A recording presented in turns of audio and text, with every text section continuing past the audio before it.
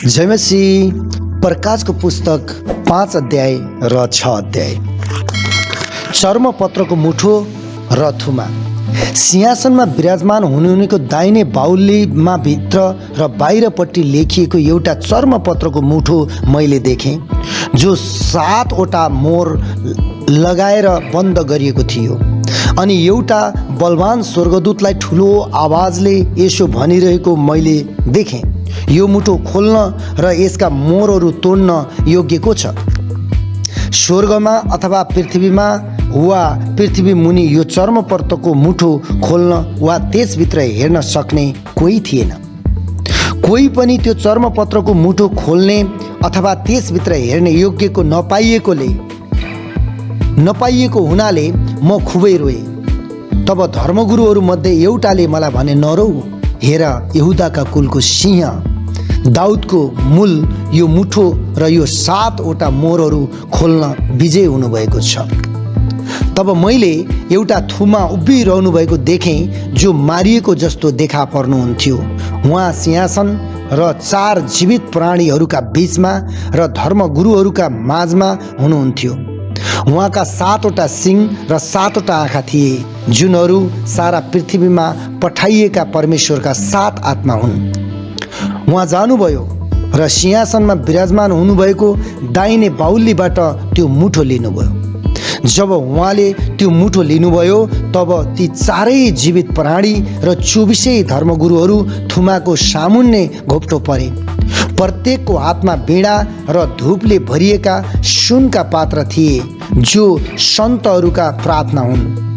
तिनीहरूले यसो भन्दै एउटा नयाँ गीत गाए, तपाईँ यो चर्मपत्रको मुठो लिने र त्यसको मोहरहरू तोड्ने योग्यका हुनुहुन्छ।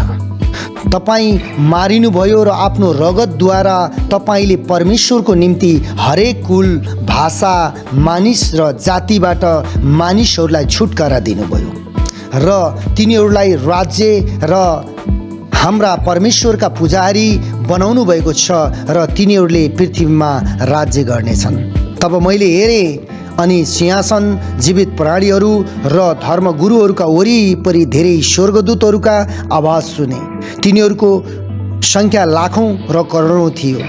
तिनीहरू चर्को स्वरले यसो भनिरहेका थिए, मारिएका थुमा सामर्थ्य, वैभव, बुद्धि, शक्ति, सम्मान, महिमा र स्तुति गर्न योग्य हुनुहुन्छ। अनि स्वर्गमा, पृथ्वीमा, पृथ्वी मुनि, समुद्र र त्यहाँ भएको हरेक प्राणीले यसो भनिरहेको मैले सुने, सिंहासनमा विराजमान हुनुहुनेलाई र थुमालाई स्तुति, सम्मान, महिमा र सामर्थ्य सदा सर्वदा होस्। तब ती 4 जीवित प्राणीले भने, आमीन। अनि ती धर्मगुरुहरूले घोप्टो परेर दण्डवत गरे। जब थुमाले ती 7 मध्ये एउटा मोहरलाई तोड्नु भएको मैले देखेँ, तब 4 जीवित प्राणीहरूमध्ये एकजनाले मेघ गर्जन जस्तो आवाजले यसो भनेको मैले सुने, जाऊ। अनि मैले एउटा सेतो घोडा देखेँ, त्यसमाथि सवार हुनेसित एउटा धनु र त्यसलाई एउटा मुकुट दिइयो अनि त्यो विजयी भएर विजय गर्न निस्कियो। जब उहाँले दोस्रो मोहर तोड्नुभयो, तब दोस्रो जीवित प्राणीले आऊ भनेको मैले सुने। अर्को एउटा उज्जवल रातो घोडा बाहिर निस्किआयो।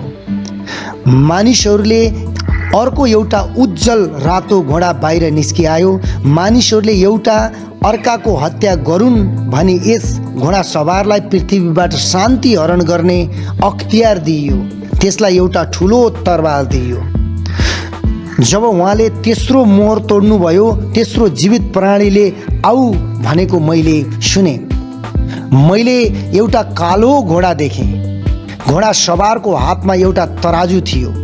ती 4 जीवित प्राणीहरूका बीचमा एउटा आवाजले यसो भने जस्तो मैले सुने, एक दिनको ज्यालामा 1 किलो गहुँ र एक दिनको ज्यालामा 1 किलो जौ, तर तेल र दाखमदलाई हानि नगर्नु। जब उहाँले चौथो मोहर तोड्नुभयो, तब चौथो जीवित प्राणीले आऊ भनेको मैले सुने। मैले पहेँलो घोडा देखेँ र घोडा सवारको नाउँ चाहिँ मृत्यु थियो र पाताल चाहिँ त्यसको पछि पछि लागेको थियो। अनि पृथ्वीको चौथाइ भागलाई तरवार, अनिकाल, महामारी र पृथ्वीका जङ्गली जनावरद्वारा मार्ने अख्तियार तिनीहरूलाई दिइएको थियो। जब उहाँले पाँचौँ मोहर तोड्नुभयो तब वेदी मुनतिर मैले तिनीहरूका आत्माहरू देखेँ जो परमेश्वरका वचनको निम्ति र तिनीहरूले दिएका गवाईको कारण मारिएका थिए। अनि तिनीहरूले यसो भनेर चर्को स्वरले कराए, हे सर्वशक्तिमान, पवित्र र सत्य प्रभु, अझै कहिलेसम्म तपाईँले पृथ्वीमा रहेकाहरूको इन्साफ गर्नुहुन्न र हाम्रो रगतको बदला लिनुहुन्न। तिनीहरू प्रत्येकलाई एउटा सेतो पोसाक दिइयो र तिनीहरूका सहकर्मी र भाइहरू पनि तिनीहरू जस्तै मारिएर सङ्ख्यामा पुरा नभएसम्म केही बेर विश्राम गर्नु भनी तिनीहरूलाई भनियो। जब उहाँले 6औँ मोहर तोड्नुभयो तब मैले ठुलो भूकम्प भएको देखेँ। सूर्य भाङ्रा जस्तो कालो भयो र पूर्णिमाको चन्द्रमा रगत जस्तै रातो भयो। अनि अन्जिरको रुखलाई बतासले हल्लाउँदा नपाकेका फलहरू झरे झैँ आकाशका ताराहरू पृथ्वीमा खसे। आकाश चाहिँ चर्मपत्रको मुठो बेरिए झैँ लोप भयो र हरेक टापु र पहाड तिनीहरूका आफ्ना आफ्ना ठाउँबाट हटेर गए। तब पृथ्वीका राजाहरू, राजकुमारहरू, झर्नरहरू, धनीहरू, बलियाहरू, हरेक दास र स्वतन्त्र मानिस पहाडका गुफाहरू र चट्टानहरू हुँदो लुके। तिनीहरूले पहाडहरू र चट्टानहरूलाई भने, हामीमाथि खस र सिंहासनमा विराजमान हुनुहुनेको मुहारबाट र थुमाको क्रोधबाट हामीलाई लुकाऊ, किनभने उहाँहरूका क्रोधको ठुलो दिन आएको छ र यसको अघिको खडा हुन सक्छ। किनकि उहाँका क्रोधको ठुलो दिन आएको छ र यसको अघि को खडा हुन सक्छ।